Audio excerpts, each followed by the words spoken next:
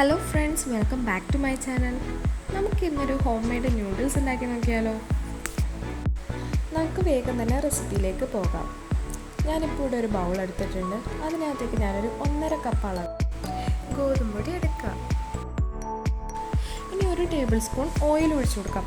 ഏത് ഓയിൽ വേണമെങ്കിലും നമുക്ക് എടുക്കാം കേട്ടോ. ഞാനിവിടെ സൺഫ്ലവർ ഓയിലാണ് എടുക്കുന്നത്. ഇനി ആവശ്യത്തിന് ഉപ്പ് കൂടി ചേർത്തിട്ട് ഇത് നന്നായിട്ടൊന്ന് കുഴച്ചെടുക്കാം. ഇനി ഇതിനകത്തേക്ക് ഞാനൊരു 1/2 കപ്പ് അളവിൽ വെള്ളം കൂടി ചേർത്തിട്ട് ചപ്പാത്തി മാവ് കുഴയ്ക്കുന്ന പരുവത്തിൽ കുഴച്ചെടുക്കുകയാണ്.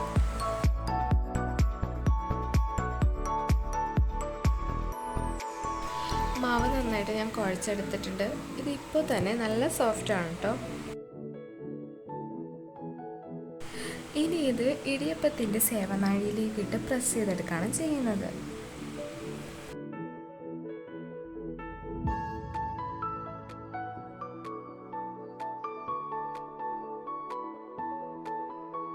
ഇനി ഇത് വേവിച്ചെടുക്കാൻ ആവശ്യമായിട്ടുള്ള വെള്ളം ഞാനൊരു പാത്രത്തിൽ തിളപ്പിക്കാൻ വേണ്ടി വെച്ചിട്ടുണ്ട്. വെള്ളം നന്നായി ചൂടായി കഴിഞ്ഞിട്ട് ഞാൻ ഇതിനകത്തേക്ക് കുറച്ച് ഓയിലിട്ട് കൊടുക്കുന്നുണ്ട്.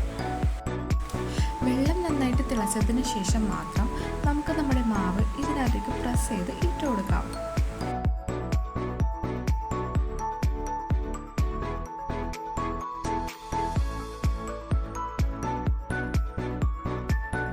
ഇത് പെട്ടെന്ന് തന്നെ കുക്കായി കിട്ടിട്ടു. 4-5 മിനിറ്റ് മാത്രം മതി. ഇത് നമ്മൾ ഗോതമ്പ് പൊടി വെച്ച് ഉണ്ടാക്കുന്നത് കൊണ്ട് തന്നെ ഇത് ഹെൽത്തിയാണ്. നമുക്ക് ധൈര്യമായിട്ട് കഴിക്കാം.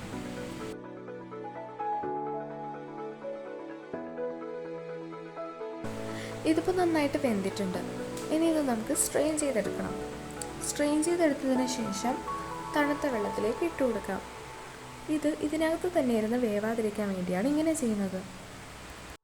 ഇതിങ്ങനെ തണുത്ത വെള്ളത്തിൽ കുറേ നേരം ഇട്ട് വെക്കേണ്ട കാര്യമൊന്നുമില്ല. ഒന്നിട്ടിട്ട് അപ്പം തന്നെ എടുത്ത് മാറ്റാം നമുക്ക്. ഇനി ഞാൻ ഇതിലേക്ക് കുറച്ച് പച്ചക്കറികളൊക്കെ അരിഞ്ഞ് വെച്ചിട്ടുണ്ട്. ഒരു ക്യാരറ്റും ചെറിയൊരു കഷ്ണം ക്യാപ്സിക്കും അതുപോലെ ഒരു 4-5 ബീൻസും ആണ് ഞാൻ എടുത്തിരിക്കുന്നത്. നമുക്ക് നമ്മുടെ ഇഷ്ടത്തിനനുസരിച്ച് വെജിറ്റബിൾസൊക്കെ ചൂസ് ചെയ്യാം കേട്ടോ. ക്യാബേജൊക്കെ എടുക്കാം. ഇനി നമുക്ക് ഈ വെജിറ്റബിൾസൊക്കെ വഴറ്റിയെടുക്കാം. അപ്പോൾ പാൻ നന്നായി ചൂടായി കഴിഞ്ഞതിന് ശേഷം നമുക്കൊരു 2 ടേബിൾ സ്പൂൺ ഓയിൽ ഒഴിച്ചു കൊടുക്കാം. ഇനി ഇതിനകത്തേക്ക് ഒരു 3 അല്ലി വെളുത്തുള്ളിയും ഒരു ചെറിയ കഷ്ണം ഇഞ്ചിയും ചെറുതായി അരിഞ്ഞത് ചേർത്ത് കൊടുക്കാം.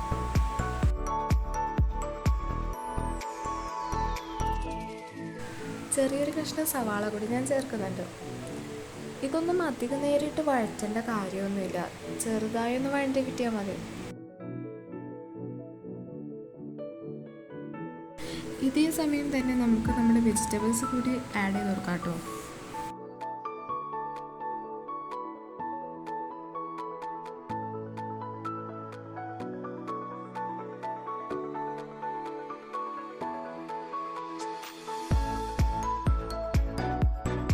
ഒരു 1/2 ടീസ്പൂൺ കുരുമുളക് പൊടി കൂടി ആഡ് ചെയ്യാം.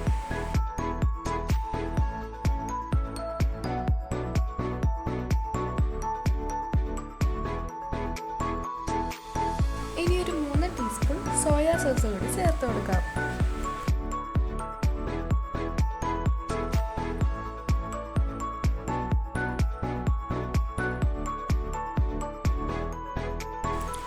ഒരു teaspoon tomato sauce, 1/4 teaspoon chilli sauce കൂടി ചേർത്തിട്ട് നന്നായിട്ടൊന്ന് യോജിപ്പിച്ചെടുക്കാം.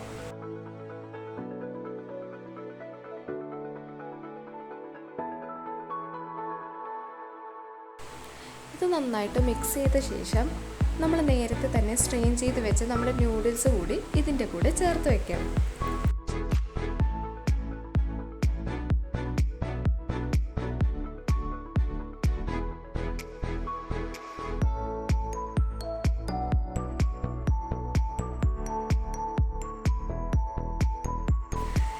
ഇനി ഇത് നന്നായി മിക്സ് ചെയ്തെടുത്താൽ നമ്മുടെ ന്യൂഡിൽസ് റെഡിയായി.